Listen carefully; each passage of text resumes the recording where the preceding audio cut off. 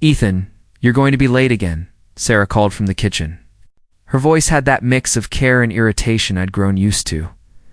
"I'm almost done," I said, tying my tie in the mirror. Liam ran into the room holding a plastic dinosaur. "Daddy." "Roar," he yelled, making the toy bite my arm. I laughed. "Ah, you got me." The mighty T-Rex wins again. Farah walked in, adjusting her blouse. "Can you drop him at daycare today?" "I can," I said, slipping on my watch. "But I thought David was giving you a ride again?" She paused for half a second, barely noticeable. "Yeah," he offered. "It's on his way anyway." I nodded, forcing a smile. "Right, you to work near each other, so it makes sense." She kissed Liam on the forehead but skipped mine. "See you tonight," she said quickly before grabbing her purse. David honked from outside. I looked out the window. His shiny black sedan sat there, engine humming. He waved at me with that familiar grin. "Morning, bro," he shouted. "Morning." I called back, pretending not to notice how Sarah's smile widened when she saw him. After they left, the house felt too quiet. Liam tugged my pant leg. "Daddy, can we have pancakes tomorrow?" "Sure, buddy," I said softly. Pancakes it is. At work, I couldn't shake the feeling that something had shifted. When I called Sarah during lunch, she didn't answer. Later, she texted, "Busy in a meeting? Talk later." That used to mean something else, a real meeting. Now it just felt cold. When I got home, she was sitting on the couch scrolling through her phone. "How was your day?" I asked, setting my briefcase down. "Same as always," she said without looking up. "Did David drop you off?" "Yeah," she replied shortly. I tried to sound casual. "You two seem to get along pretty well." She looked up sharply. "What's that supposed to mean?" "Nothing," I said quickly. "Just saying you seem comfortable around him. Well, we're friends." "You trust him, right?" "I do," I said, though my chest tightened when I said it. "He's like a brother to me." She smiled faintly. "Then stop overthinking." Later that night, as I brushed my teeth, I heard her giggling in the bedroom. When I peeked in, she was staring at her phone, typing quickly. "Who's that?" I asked Emily. She said too fast. "She's showing me pictures from work." "Right," I said, spitting into the sink. "Must be funny pictures." She rolled her eyes. "Don't start, Ethan. You've been acting weird lately, 'cause you've been distant," I said quietly.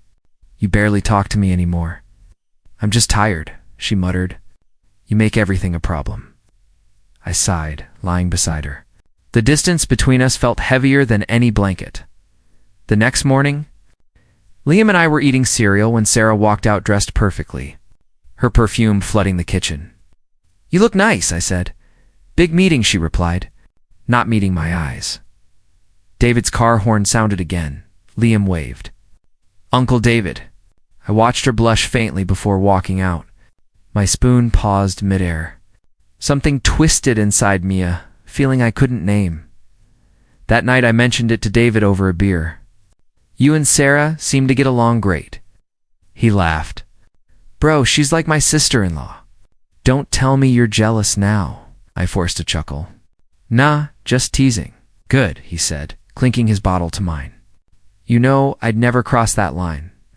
But when he said it, his eyes didn't quite meet mine. Later that week, Sarah started working late. Deadlines, she'd say. Sometimes she'd come home after midnight, exhausted but glowing. I'd ask, "Did David drop you off again?" "Yeah. So what?" She'd snap. "No reason. Just asking." Her tone had become sharp enough to cut glass. One Friday evening, Liam sat beside me on the couch watching cartoons. I heard Sarah's laughter outside. Peeking through the curtains, I saw her and David in the car laughing about something, faces close. I froze. Maybe it was innocent. Maybe I was paranoid. But something inside me cracked. When she came in, I forced a smile. "Good day." "Exhausting," she said, avoiding my eyes. "I bet," I muttered. "What's that supposed to mean?" She snapped. "Nothing," I said quickly. "Forget it." She sighed. "Ethan, you've changed. You used to be fun. Now you're suspicious all the time, 'cause I feel like I'm losing you," I whispered. "You're not," she said softly, brushing my cheek with her hand. You worry too much. For a second, I believed her. Her touch, her tone, reminded me of the woman I married. Maybe I do, I said quietly. She smiled faintly. Get some rest, okay? When she turned away, her phone buzzed on the counter. A new message flashed for a second before the screen dimmed. It read, Can't wait to see you again tomorrow. I stared at the dark screen, heart pounding. I wanted to ask, but the words never came. Instead, I turned off the lights and lay beside her, pretending everything was fine.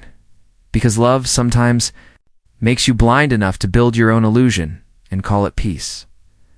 The morning sun spilled through the blinds, but Sarah's eyes didn't meet mine.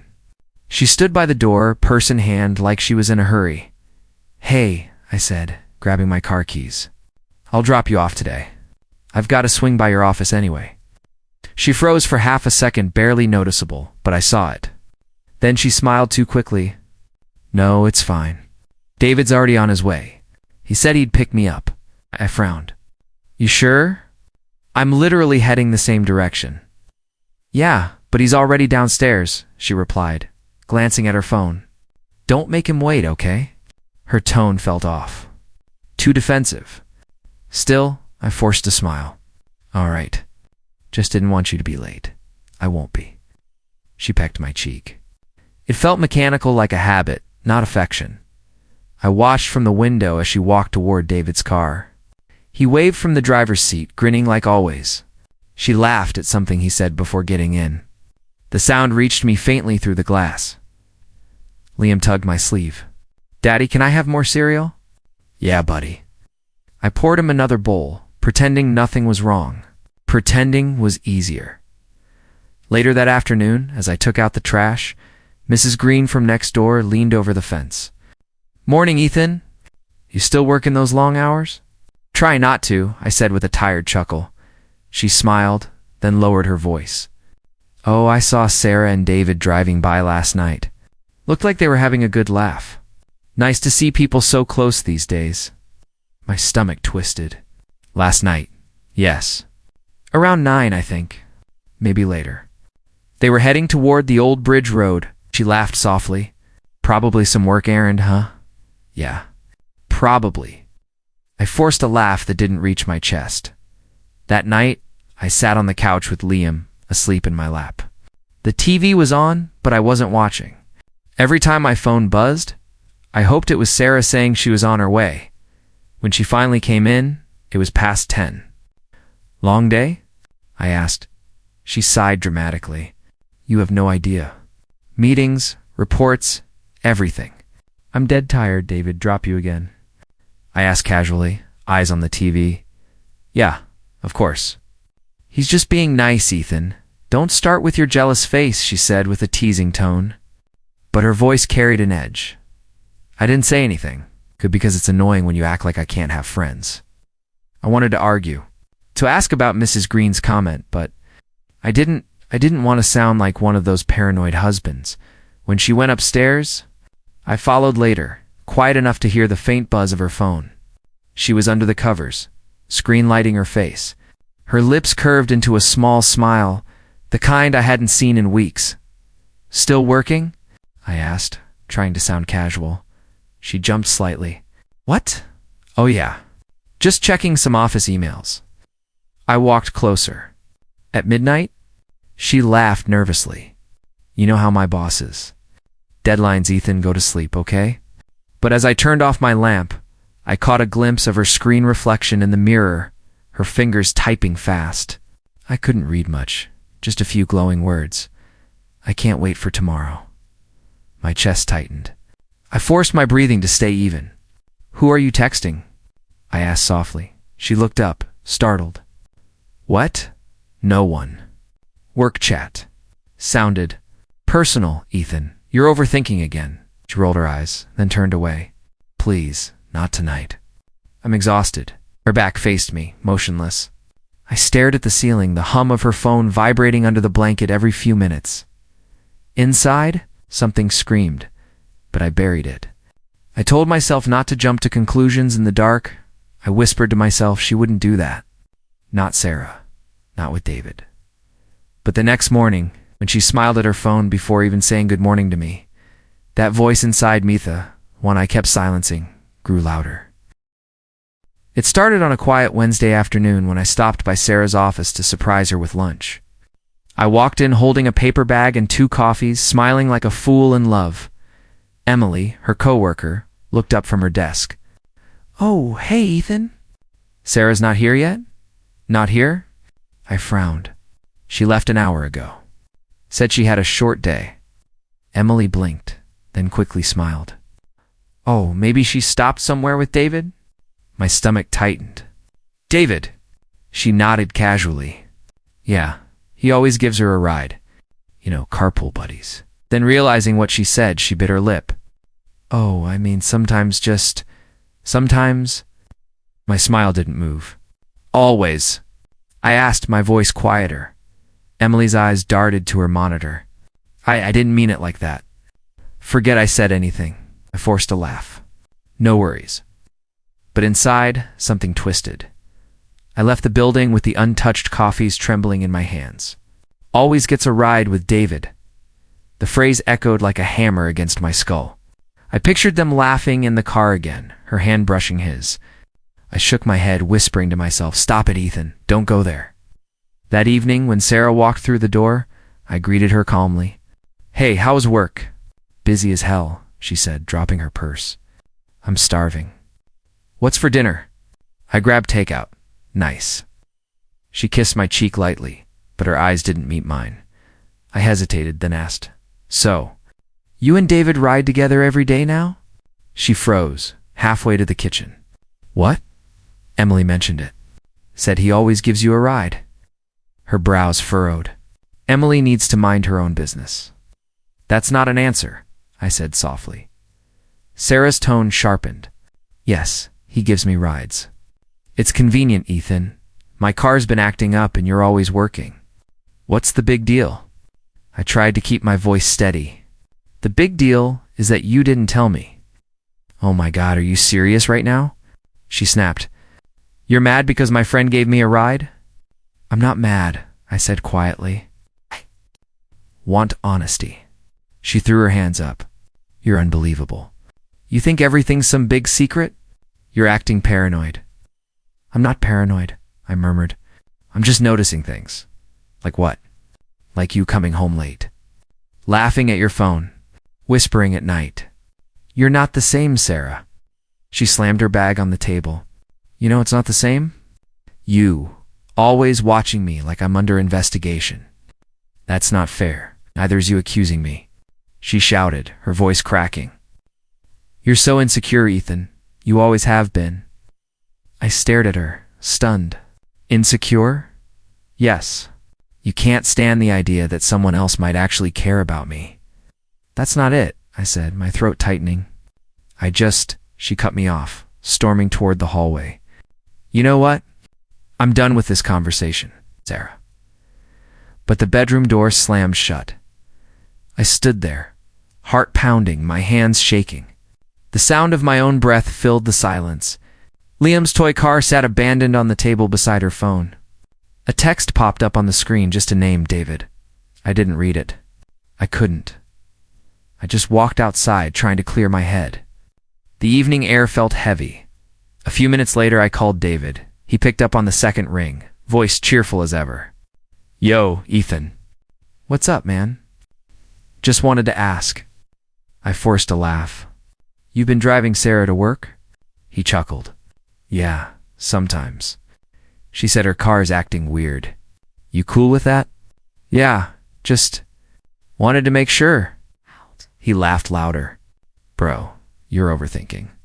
She's like my sister." "Come on." My grip on the phone tightened. "Yeah, of course.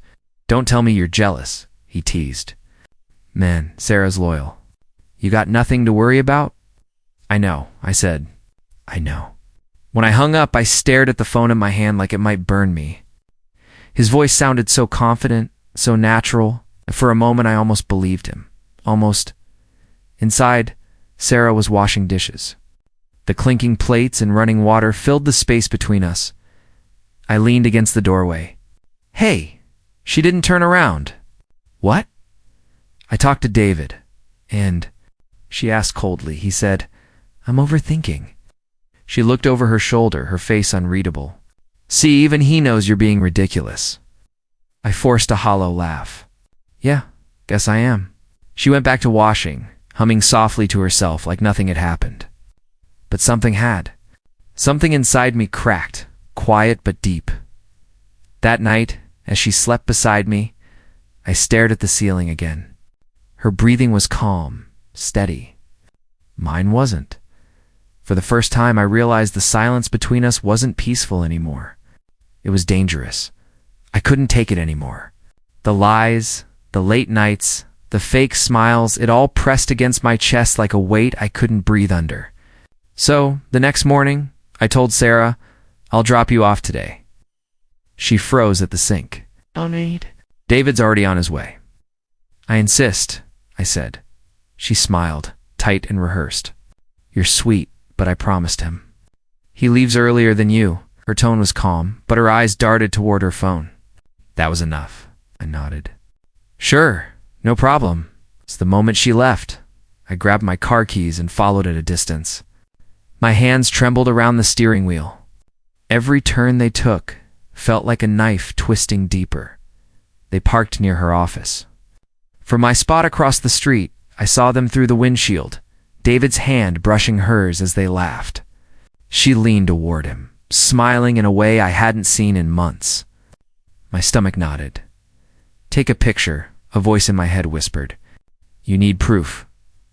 My hand shook as I lifted my phone. Click, click. Each photo felt heavier than the last. Her hand touched his arm. His eyes lingered on her lips. I swallowed hard. When she stepped out of the car, David leaned across the seat, said something that made her blush. I couldn't hear it, but I didn't need to. My chest burned.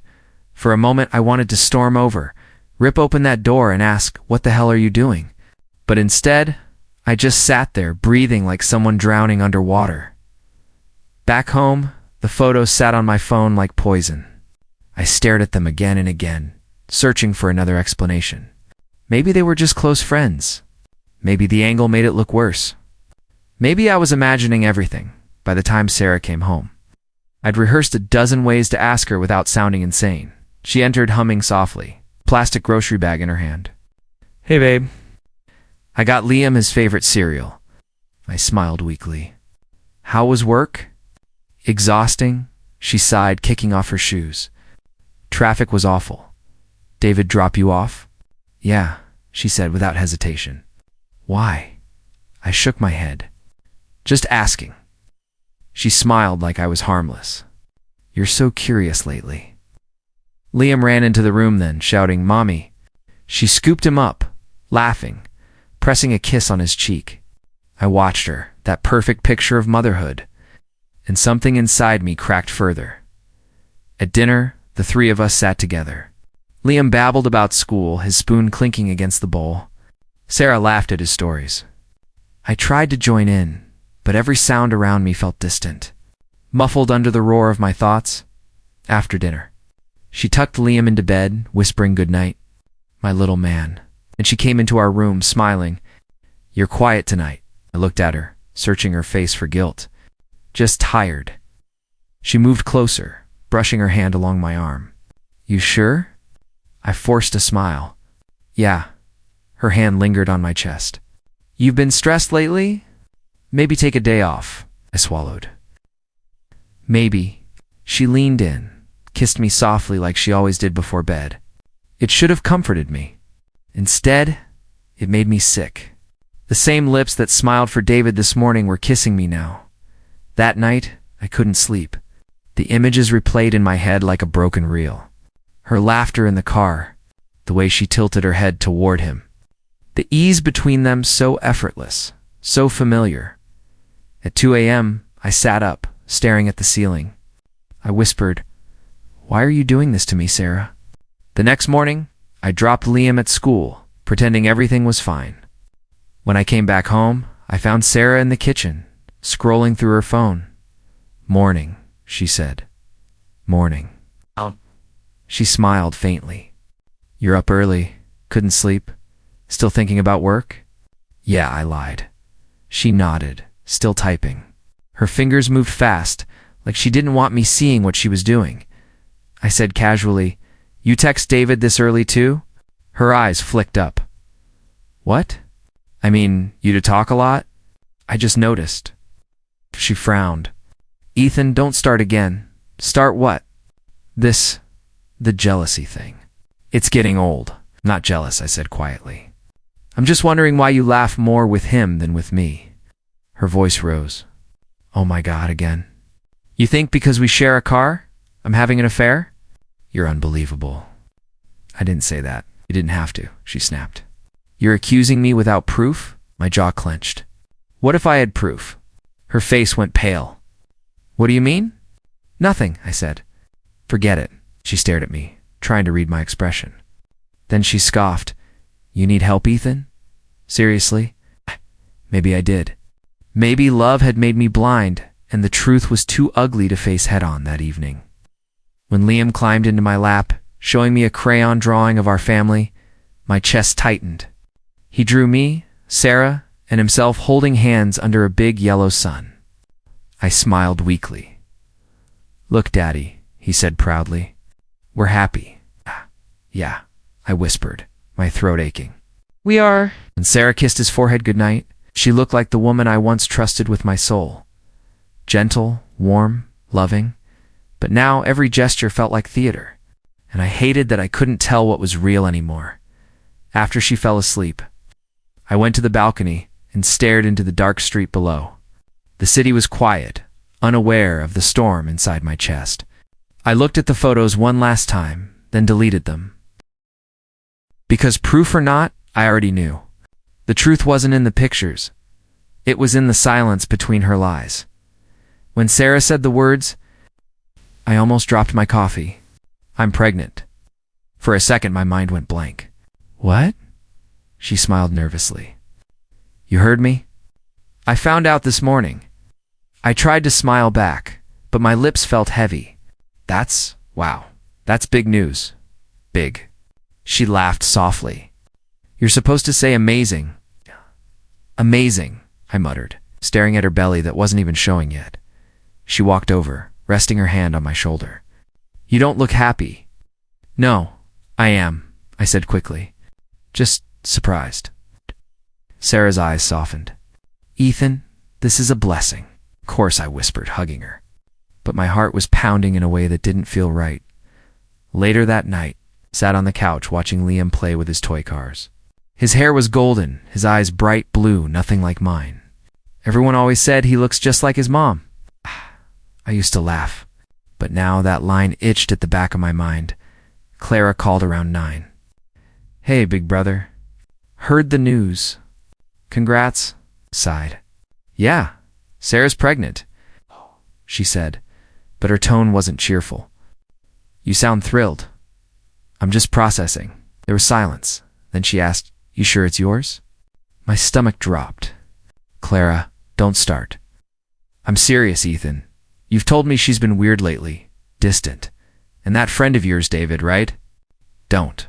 She sighed. I'm just saying. Think about it. After the call, I sat in the dark, staring at the photo of Liam on the wall. His smile was pure, innocent. He called me Daddy with all the love in the world. But what if that love was built on a lie? When Sarah came out of the shower, humming softly, I asked, Can I ask you something? Sure. When did you find out you were pregnant? This morning. I took a test. You didn't seem shocked. She chuckled. Because I kind of knew. I felt it. I forced a smile. You didn't tell David? Her towel froze midair. Why would I tell David? I don't know. You tell him everything else? Her expression hardened. There it is again, Sarah. I didn't know, she snapped. You think I'm cheating, don't you? I stayed silent. She stepped closer. Say it, Ethan.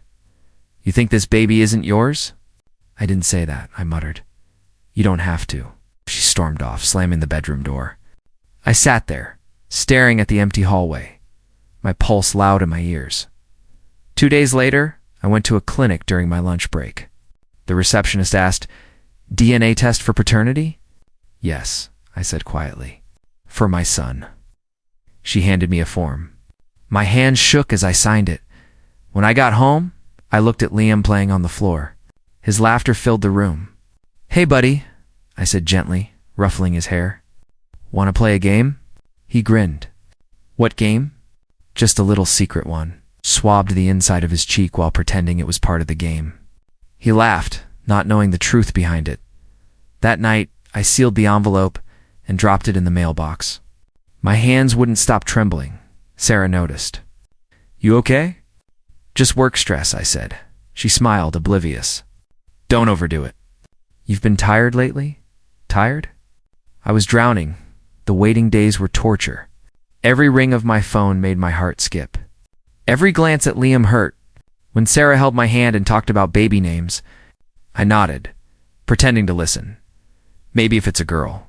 We name her Hope, she said one night. Smiling at me, Hope. The irony stung. A week later, the clinic called. Mr. Miller, your results are ready. You can pick them up tomorrow. Ah! I couldn't sleep that night. My thoughts clawed at me until morning. At dawn, I stood in front of the mirror, staring at my reflection. If this comes back bad, I whispered, what will you do?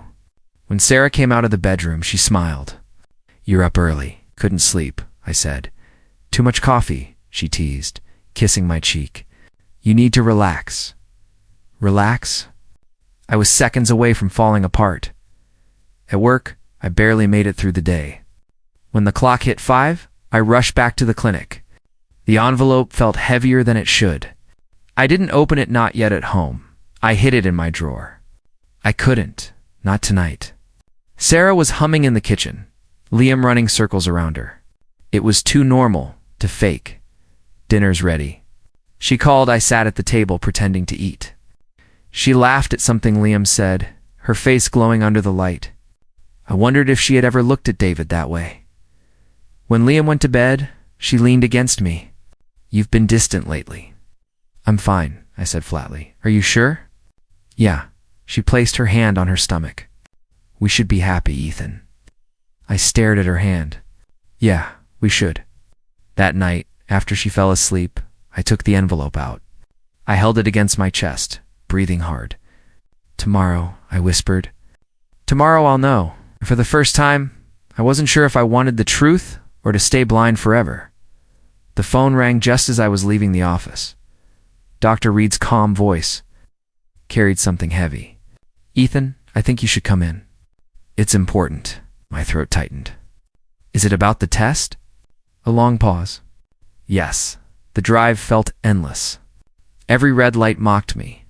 My hands gripped the steering wheel so hard my knuckles turned white. By the time I reached the clinic, my shirt was soaked with sweat. Dr. Reed sat behind his desk, hands folded. Please sit. I sat, but my legs wouldn't stop shaking. Just tell me. He looked straight into my eyes. Ethan, you are not the biological father of Liam. For a moment, the world fell silent. I stared at him, waiting for him to laugh, to say it was a mistake. What did you say? My voice cracked.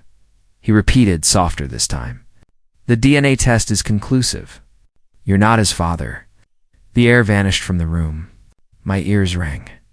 I pressed my hand against my chest. It hurt to breathe. No, that's not possible. I double-checked the results myself, he said gently. I'm sorry, Ethan. I leaned forward, gripping my hair. Liam's face flashed before me, his first steps. His laugh when I chased him around the living room. The way he said daddy and hugged me so tight. He calls me dad, I whispered. He loves me. Dr. Reed sighed. That doesn't change the bond you share, but biologically. Stop. I stood abruptly. Don't say it again. I stumbled out of the clinic. The report clenched in my hand. The letters blurred through my tears. 0% probability of paternity. I sat in my car, trembling. Every memory stabbed deeper. The night Liam was born. Sarah crying with joy. David in the waiting room, grinning. My best friend. My wife. The puzzle pieces rearranged in my mind. David's laughter, Sarah's late nights, her excuses. It all fit now. By the time I reached home, my heartbeat felt like thunder. Sarah was in the kitchen, humming softly. Liam ran up to me, holding his toy car. "Daddy, look. It goes super fast." I forced a smile, ruffling his hair. "That's great, buddy." He laughed and ran off. My knees weakened. I wanted to hold him, to tell him none of this was his fault, but I couldn't breathe. Sarah looked up. "You're home early. Everything okay?" "Yeah," I said flatly. "Can we talk?" Her smile faltered. "Sure." I set the papers on the table. Dr. Reed called. Her face drained of color. "Oh, I got the results." My voice cracked. "Liam isn't mine, Sarah." She froze. The room went dead quiet. For a second she didn't move, then her eyes filled with tears, and she dropped to her knees. "Ethan, please." "Please what?" I snapped. "Please ignore the truth." "I didn't mean for this to happen," she sobbed. "I was confused. It was only once, and then once." I laughed bitterly. "Once doesn't make a child, Sarah." She reached for me, but I stepped back. "I love you," she whispered. "Do you?" My hands shook. Because love doesn't destroy someone like this. The front door opened suddenly. David stepped in, holding a beer. "Hey man, He stopped when he saw the papers on the table. Oh, my blood boiled. "You knew." He smirked slightly. "I figured you'd find out eventually. I stepped closer. "You ruined my life, my family." "Relax, Ethan," he said casually. "It's not like I planned it. Things just happened." I lunged forward, grabbing him by the collar. "Say that again?" He didn't flinch. "She came to me, man. You were always too busy, too blind. She needed someone." Sarah cried harder. "David, stop." I pushed him back, trembling. "You both make me sick." Liam's small voice echoed from the hallway. "Daddy." I froze. He stood there, clutching his toy, eyes wide. My heart broke all over again. Sarah rushed to him, but I whispered, "Don't." I knelt in front of him. "Hey, buddy. Everything's okay. Go to your room for a bit, okay?" He nodded, confused, and disappeared down the hall. Silence fell again. I turned to Sarah. "You could have told me. You had years, Sarah. Years to tell me the truth." "I was scared," she sobbed. "I didn't want to lose you. You already did." David scoffed. "You're being dramatic." I looked at him, tears burning my eyes. "You call betrayal drama?" He shrugged. "You should have seen this coming." Something inside me snapped. I grabbed the nearest glass and threw it against the wall. It shattered like my heart. "Get out," I said coldly. Sarah flinched. "Ethan, get out." David laughed under his breath. "Fine." He glanced at Sarah. "You coming?" Her eyes darted between us, trembling. I don't know." I clenched my fists. "If you walk out with him, Sarah, don't ever come back." She hesitated, then turned away, covering her face. David smirked one last time and left. The door slammed shut. The silence afterward was unbearable. I sank to the floor, clutching the report to my chest. My vision blurred. The man I trusted most had destroyed everything, and the woman I loved had helped him do it. From down the hall, I heard Liam's tiny voice. "Daddy, are you crying?" I wiped my eyes quickly. "No, buddy," I whispered, forcing strength I didn't feel. "Daddy's just tired." But as I looked around at the shattered glass, the empty doorway, and the papers that had torn my world apart, I realized something. It wasn't just my family that broke tonight. It was me. I don't remember leaving the house. One second I was standing in the ruins of my life. The next I was outside barefoot, shaking, clutching the DNA papers like they were a death sentence. The cool evening air burned my lungs. I sat down on the curb, staring at the words that destroyed me. 0% probability. My hands wouldn't stop trembling. My vision blurred again. "Ethan." A familiar voice called. I looked up. Clara ran toward me, her face tight with worry. "Oh my God, what happened?" I tried to speak, but the words wouldn't come. I just handed her the papers. She scanned them quickly, her lips parting. "Oh, Ethan." I looked away. "It's true. Liam isn't mine." She knelt beside me, wrapping an arm around my shoulders. "I'm so sorry." I laughed bitterly. "Sorry doesn't fix it. Sorry doesn't erase 5 years of lies." She didn't answer. For a while, we just sat there in silence. The night swallowing my sobs from across the street, I heard whispers. Mrs. Green stood by her porch with another neighbor. "That's him," one of them said quietly. "The one whose wife I turned away? Ashamed." Clara squeezed my arm. "Ignore them." "How can I?" I whispered. "Everyone knows. Everyone's probably laughing already. Let them talk. You did nothing wrong." But it didn't matter. By the next morning, the whispers had spread like wildfire. At the grocery store, people looked at me like a headline. At work, no one met my eyes. My boss called me into his office, voice soft.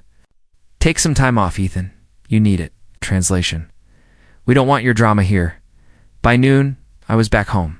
Sarah was sitting on the porch steps, eyes red and swollen. "Ethan, please," she said softly. "Can we talk?" I walked past her without looking. There's nothing left to say. She followed me inside. It wasn't supposed to happen like this. I stop. I turned sharply. "Do you even understand what you did? You didn't just cheat, Sarah. You lied every day for years." She cried harder. "I loved you." "I still do." "Then why him?" My voice cracked. "Why David?" She looked down. "He made me feel seen. You were always working, always tired." I stared at her in disbelief. "So you destroyed your family because I was tired?" She sobbed. "I didn't mean to. Don't." I slammed my hand against the wall. "You meant every text, every lie, every ride you took with him." She covered her face, crying silently. The front door opened again. David's voice cut through the air. "I told you not to come crawling, Sarah." I turned. "Get out, David." He smirked. "Relax, bro. Just checking on her." "Don't call me that," I hissed. He shrugged. "You're making this harder than it needs to be." She made her choice. Her choice. I stepped closer. "You mean the choice to betray her husband and sleep with his best friend?" He tilted his head. "She wanted more than pity, love. You were too safe, Ethan. Too predictable. She needed excitement." The words hit me like a punch to the gut. "You think this is a game?" He chuckled. "No, but maybe you should stop acting like a victim." Things happened. Before I realized it, my fist connected with his jaw. He stumbled back, shocked. "You hit me?" I stepped forward, fists shaking. "If I see you near my house again, I swear I'll forget I'm civilized." David spat blood on the porch and smirked. "She's still mine, whether you like it or not." Then he left. I stood there, chest heaving, staring at the door long after it closed. Sarah sat on the floor sobbing. "Why did you do that?" "Because he deserved worse," I said coldly. She looked up, eyes desperate. "What about Liam?" At the sound of his name, my body went still. "Where is he?" I asked quietly. "In his room," she whispered. I walked toward the small bedroom, heart pounding. When I opened the door, Liam looked up from his toys, smiling. "Daddy, look! I built a tower." I knelt beside him. His innocent face crushed me. He looked so proud, so happy. "Wow," I whispered, forcing a smile. "That's amazing, buddy." He giggled and wrapped his arms around my neck. "I love you, Daddy." That broke me. I hugged him tight, tears streaming down my face. "I love you too, Liam," I whispered. "More than you'll ever know." He didn't understand my pain, and I prayed he never would. Later that night, I sat in the dark living room with a bottle of whiskey. The glass felt heavy in my hand. One sip turned into 3, then the whole bottle disappeared. Sarah's voice echoed in my head. He made me feel seen. David's laugh. The neighbor's whispers. The paper that ruined me. I pressed my palms against my eyes, whispering, "Why me?" The thought crept in quiet, poisonous. You could end it. It would stop hurting. I stood, walking toward the balcony. The city lights blurred through my tears. My chest ached with every breath. Behind me, the door opened. Clara's voice shouted, "Ethan." I turned slowly.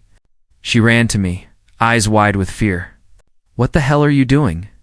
"I can't take it anymore," I whispered. "Everything's gone." She slapped Mina hard, but enough to pull me back. "Don't you dare. Don't die for their sins." I froze, staring at her. "You hear me?" she said, voice trembling. "They lied. They broke you. But they don't deserve your death, Ethan." I sank to my knees. "It hurts so much." She hugged me tight. "I know, but you're stronger than this. You still have a life. You still have Liam." I laughed weakly. "He's not even mine." "Blood doesn't make a father," she said firmly. "Love does. You've been his dad since day one, and no paper can take that from you." Her words hit me deeper than any punch. I broke down in her arms, crying until there was nothing left. Hours later, when the whiskey bottle lay empty beside me, I whispered, "Maybe you're right." Clara smiled sadly. "I know I am." Outside, dawn began to rise. For the first time in days, I didn't feel the urge to run or to die. The pain was still there, sharp and alive, but under it was something else resolve. I wiped my face, looked at the crumpled DNA papers one last time, and whispered, "You won't define me." For the first time since my world fell apart, I started to believe it. When Sarah left that night, I didn't chase her. I let the silence swallow what was left of us. For weeks, I lived in routine therapy on Mondays. Work from home, and evenings with Liam. My therapist, Dr. Hale, kept saying, "Healing isn't forgetting. Ethan, it's learning to live after the fire." I didn't believe her at first, but over time, I started to. Then one morning, Clara walked into my kitchen, holding her phone. "You might want to see this." It was a post Sarah's office gossip forum. "HR manager fired after boss finds out she's been sleeping with her husband's best friend." Turns out the affair started years ago. I stared at it in disbelief. "Mark found out?" Clara nodded slowly. "Apparently, David used to brag about it to some friends. One of them told someone at her office. It reached Mark." I exhaled. "Karma's early this year." Later that week, Emily, the coworker who once accidentally told me about David giving Sarah rides, called Ethan. She said softly, "I thought you should know. Sarah's been fired. No one talks to her anymore. She's isolated." I didn't say much.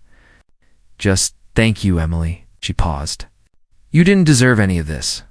Just don't let their mess poison you." Her kindness hit harder than anger ever could. That night, I sat beside Liam as he drew on the living room floor. "Daddy," he said without looking up, "why doesn't Mommy call anymore?" I froze. "She's going through some things, buddy." He looked up at me with big, innocent eyes. "You're not going away too, right?" My throat tightened. "No, Liam, I'm not going anywhere." He smiled softly and hugged me. "Good. I don't want you to leave me." Those words echoed in my chest for hours. A few days later, Clara showed up again. "You're not going to believe this," she said, sitting down with a sigh. "David's been fired too. Apparently, his boss caught him gambling during work hours." "Gambling?" I asked, surprised. "Yeah," she said. "Word is, he lost a ton of money. And rumor has it, he's been rough with Sarah." I looked down. "Violent." She nodded. "Someone called the cops last week. A neighbor heard shouting. They didn't press charges, though."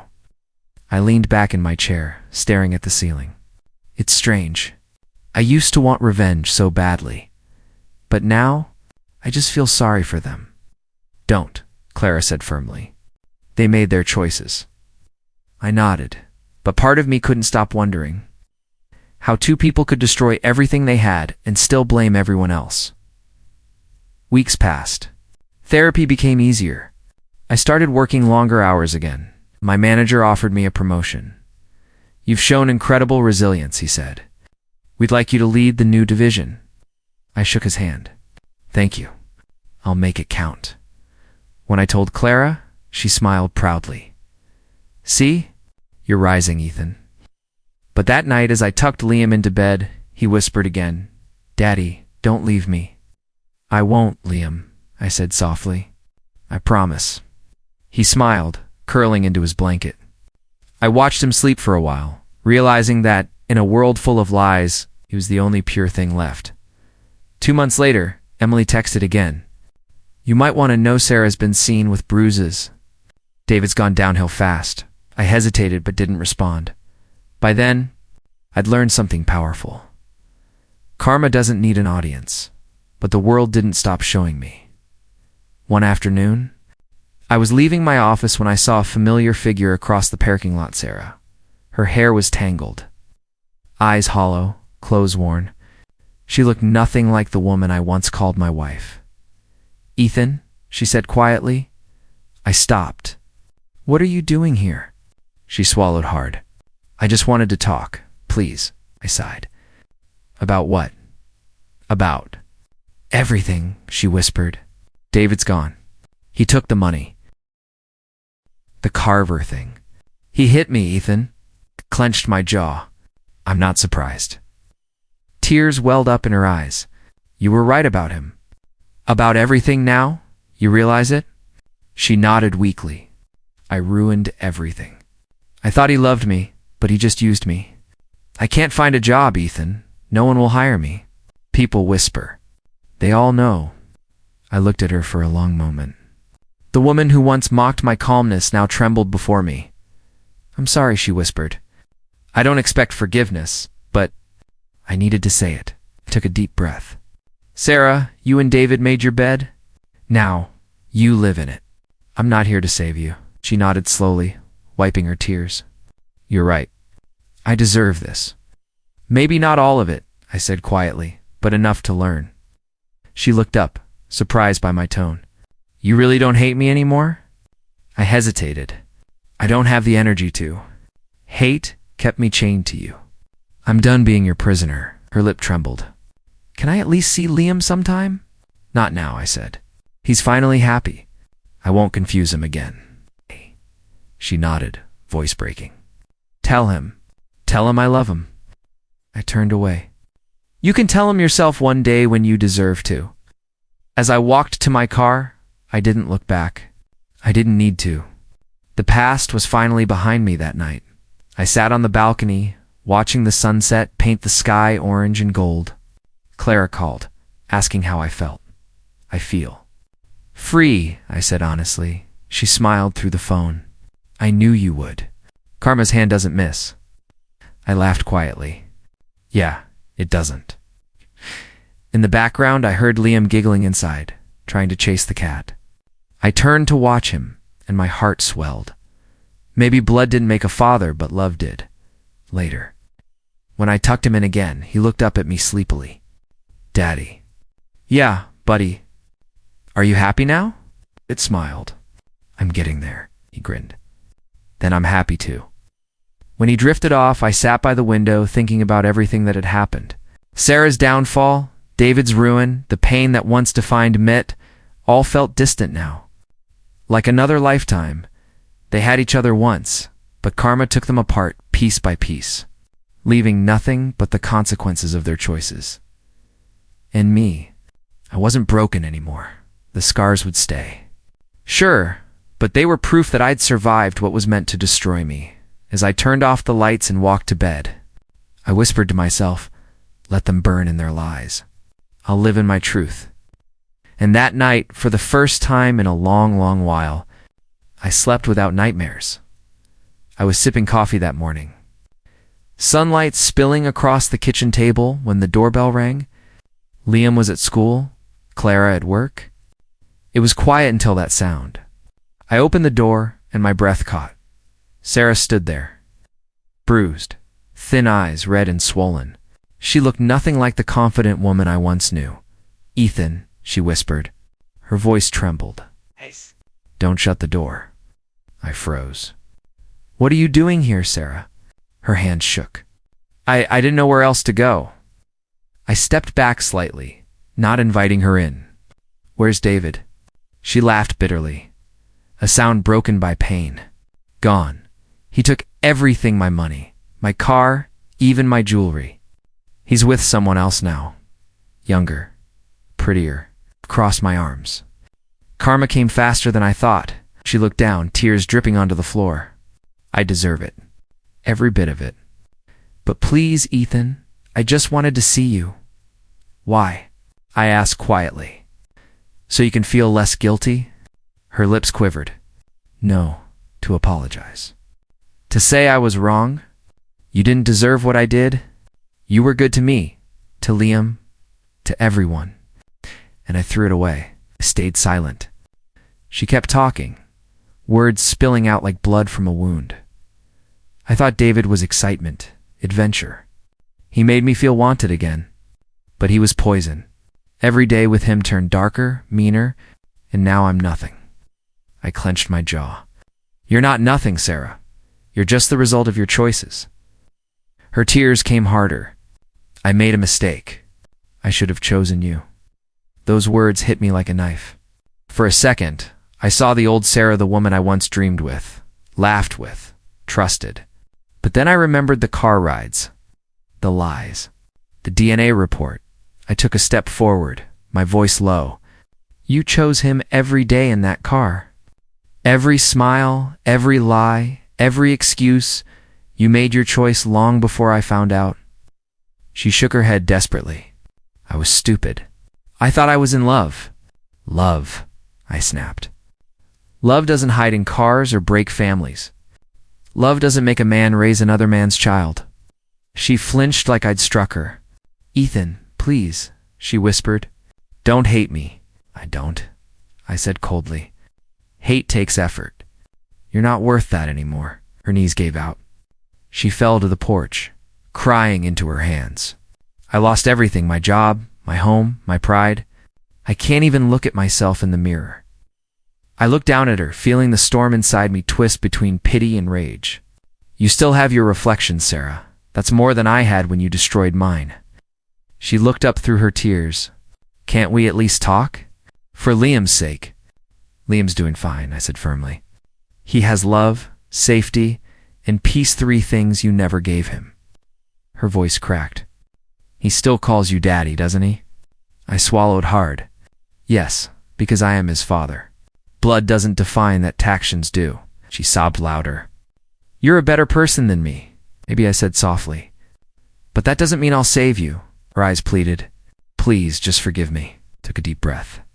For a second, I thought about the years we spent together, the laughter, the birthdays, the quiet nights before it all fell apart. Then I remembered the lies behind every smile. No, I said finally. I don't forgive you. Not yet. Maybe not ever. Her tears turned into quiet, broken breaths. Then at least, say you'll think about it. I met her gaze one last time. I'll think about how you looked right now on your knees, crying for mercy. And I'll remember that's what betrayal does. Her lips trembled. Ethan, I cut her off. Goodbye, Sarah. Then I closed the door. For a moment, I leaned against it, listening to the sound of her sobbing outside. It was muffled, pitiful, distant like a ghost crying for the life she threw away. My hands were shaking, but not from anger. From release? For years, her voice had haunted my sleep. That day, it ended. When I looked around my quiet home, the family photos, Liam's drawings on the fridge, I felt something shift inside me. Peace. For the first time in years. It wasn't pain I felt, it was freedom. I walked to the window and saw her still sitting on the porch. Her shoulders slumped, her sobs fading into silence. I didn't open the door again. She had her road to walk, and I had mine, as I turned away. I whispered to myself, you live with what you chose. Sarah, and I meant it. Because that day, I wasn't the broken husband anymore. I was the man who finally shut the door on her, on the past. On everything that tried to destroy me, and for the first time, I could finally breathe. It's been 8 months since the day I shut the door on Sarah. 8 months since, stood on that porch, watching the woman who once owned my heart collapse under the weight of her own choices. And in those 8 months, I've rebuilt myself piece by piece, scar by scar. The mornings feel different now. I wake up to the smell of fresh coffee. Not guilt. The air in my house doesn't carry the heaviness of betrayal anymore. It carries peace.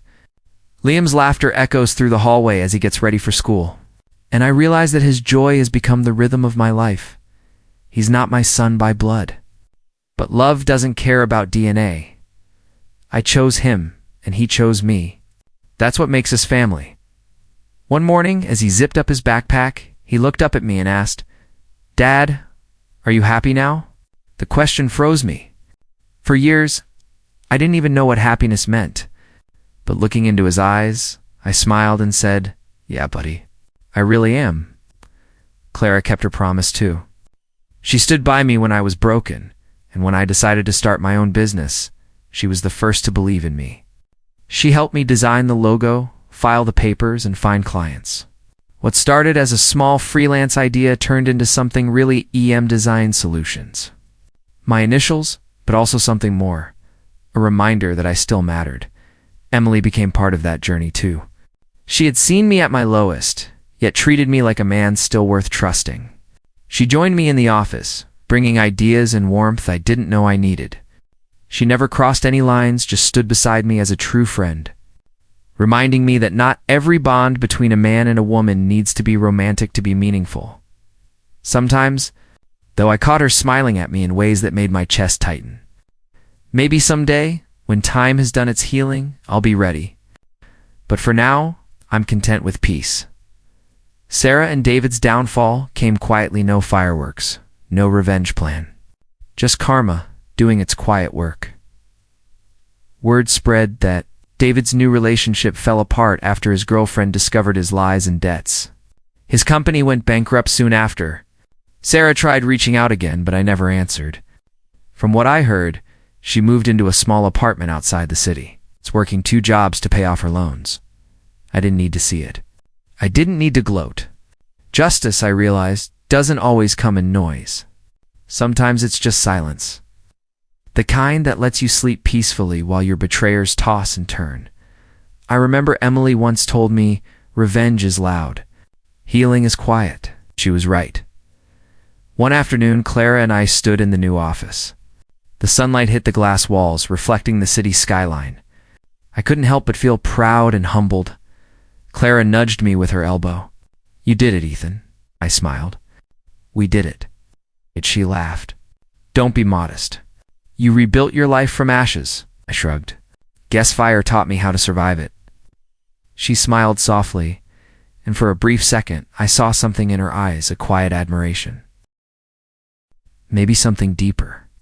But she never said it, and neither did I sometimes. Peace is better than romance. That evening when I got home, Liam was drawing something at the kitchen table. Crayons scattered everywhere. "What you're making, champ?" I asked, sitting beside him.